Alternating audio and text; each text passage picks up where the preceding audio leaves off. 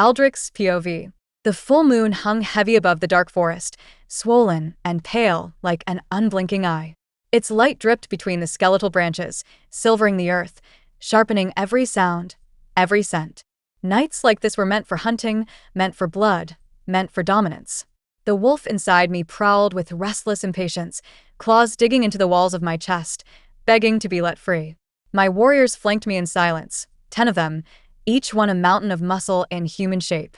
The forest was thick with the smell of damp leaves, rotting bark, and the metallic tang of the river nearby.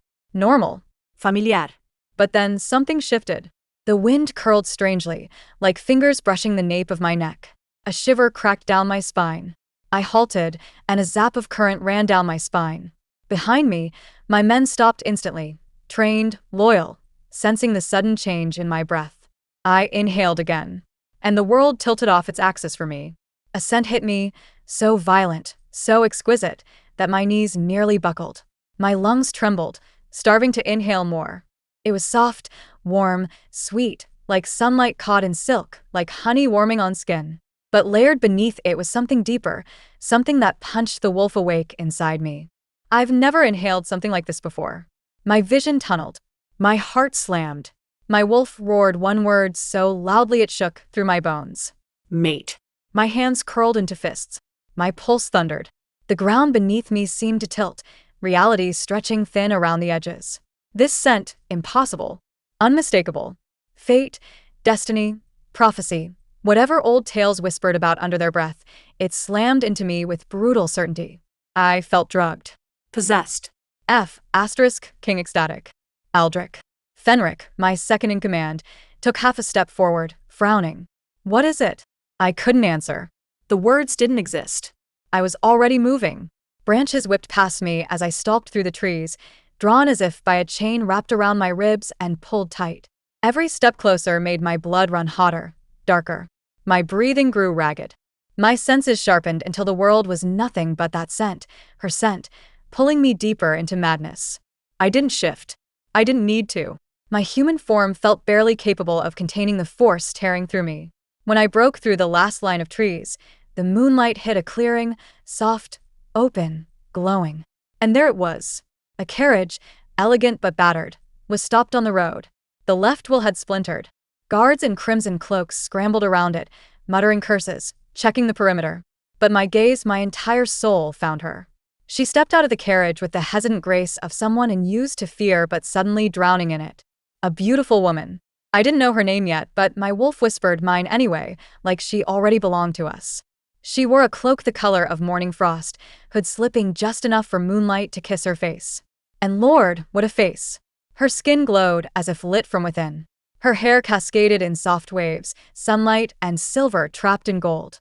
Her eyes, when they lifted toward the forest, toward me, wide, luminous, startled, shook something dark and dangerous awake inside my chest. My heart slammed once, painfully, and then started beating at an abnormal pace. I had seen beauty before, but nothing, I mean nothing, had ever struck me silent, breathless, and undone with just a look. This human girl did. My steps slowed without my permission. For a moment, I wasn't a king. I wasn't a wolf. I wasn't anything but a creature drowning in the sight of the one person the moon had carved out and handed to me. She's not human. I almost growled. Fate didn't make mistakes this cruel, did it? Her scent rolled over me again, warm as a hearth, soft as velvet, threaded with a note that made my entire body respond, tightening with instinct, hunger, need. My throat worked. Meaning. The word curled through me, low, primal, undeniable. And she hadn't even looked directly at me yet. A quick movement snapped her attention, my foot crushing a twig beneath me. Her head whipped toward the sound. Our eyes met. Ocean blue eyes staring into my soul. Time stopped. Her lips parted in shock, a breath catching on the edge of her throat. Her pupils widened, reflecting the moonlight, reflecting me. Something electric snapped in the air between us, sharp and bright enough that one of the guards jerked as if struck. I stepped forward. Her heartbeat stumbled. I felt it. I felt it resonate with mine. Humans didn't sense bonds. They didn't feel the pull. But she reacted. Some deep instinct inside her recognized me even if her mind didn't understand it. And Lord help me, it made my pulse throb with want. The guards did what guards do when faced with a threat. They drew swords. Get back. Stay away from her, one shouted. I barely registered them. My wolf didn't even see them as obstacles. They were irrelevant specks around the only thing that mattered in the universe. I took another step. She stumbled a half step back, but her eyes never left mine. She looked petrified. I like it, but fear wasn't the only thing there, not entirely. Something else flickered behind her panic. Curiosity. Heat. Confusion. A strange pull she didn't know how to fight. The wind shifted again, carrying her scent directly into my lungs. My controls snapped.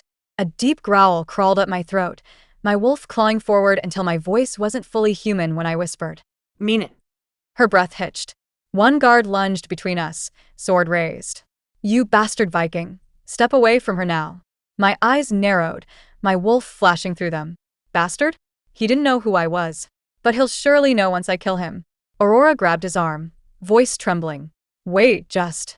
But she didn't finish. The other guards seized her, dragging her back toward the carriage.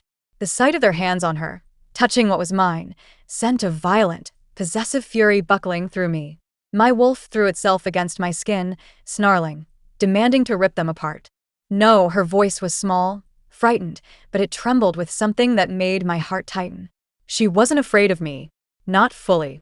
She didn't understand what was happening, but some part of her was drawn anyway. The carriage door slammed shut behind her. My growl thundered across the clearing.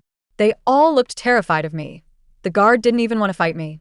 The horses were whipped into motion, wheels screeching as the carriage jolted forward, speeding away into the night, taking her scent with it, leaving a ripping emptiness in my chest. I let them take her for now, but my wolf itched to run after her, to take her with me. I took a step forward. Fenric's hand slammed onto my shoulder. Aldrich. Stop. His touch was burned off by my glare. Let go. You're losing control. I found her. His expression sharpened. Found her? I turned my head enough that he saw the truth blazing in my eyes. His own widened. Moon damn us, he whispered. Your mate? I didn't answer. I didn't need to. The forest still hummed with her scent, faint now, fading. It felt like someone was pulling threads out of my soul one by one. I faced my men, voice low, dangerous, absolute. Find her kingdom, I ordered. Find her name. Find anything and everything about her. Fenric nodded sharply. Yes, your majesty. My jaw clenched so tightly, grinding my molars. My heartbeat still hadn't steadied. My skin felt too tight, my blood too hot. I dragged a hand through my hair, trying to anchor myself, but nothing could dull the fire clawing through me. A human princess. My mate. Impossible. Unheard of. Forbidden. And yet every part of me screamed with certainty. The moon had chosen. My wolf growled again, low and vicious. Mine. Always mine. I looked in the direction her carriage had fled, breathing in that vanishing trail of her scent until I tasted it. I didn't know her name. I didn't know her voice. I didn't know the shape of her fears or the sound of her laughter. But I knew this. I would burn kingdoms to find her again. And when I did, the forest shuddered around me as I spoke the vow aloud. I will take her back. The moon glowed brighter, as if sealing the promise. The night felt alive, waiting. And fate, damned, merciless fate had finally found me my mate.